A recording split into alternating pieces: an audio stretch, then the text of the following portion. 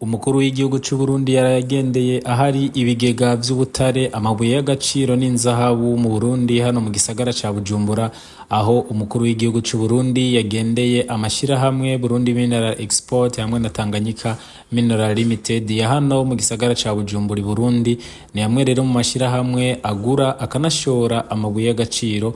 Umukuru w'igihugu c'u Burundi yagendeye ku muhingamo kuri uyu wa gatandatu igenekerezo rya 18 Gitugutu 2025.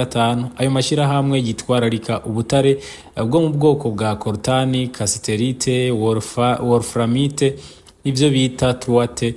Umukuru w'igihugu akaba yagendeye kandi ububiko bwa koperative Tuzamurane Bigwa, aho yabonye ubutare butandukanye bamaze kwegeranya.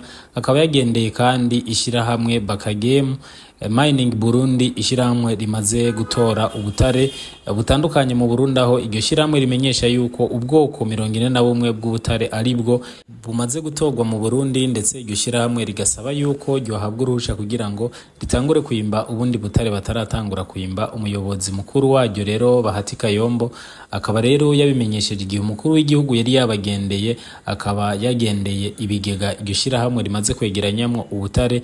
Iryo shirahamwe kandi risanzwe ryatangwa gukora mu 2023, aho ryari rifise ngo uruhusha rwo gushora ubwoko bw'ubutare bwitwa agate gusa, ariko rikaba rikeneye kwimba n'ubundi bwoko bw'ubutare. Kuri w'igihugu rero akaba ibi yabikoze inyuma yo kugendera ahariko himbwa ubutare, ndetse tukabamenyesha yuko ubutare bwinshi yasanze bwiteguye bugomba gushorwa inyuma yuko amakamyo ya mbere atwaye amatoni 260 arungitse mu Bushinwa kugurishwa. Bikaba vyitezwe rero yuko hazoshorwa ubutare bwinshi buvuye mu Burundi ko mu bwoko butandukanye buriko bwimbwa mu makomine n'intara zitandukanye z'igihugu c'u Burundi. Umukuru w'igihugu rero tukabibutsa yuko yamenyesheje abene gihugu yuko ubutare ubusanze mu itongo, ubutare atari ubwagwawe n'ubwitongo ari gwawe, igihugu kizoheza kiguhe umuzibukira, hanyuma igihugu kibandanye cimbe ubutare.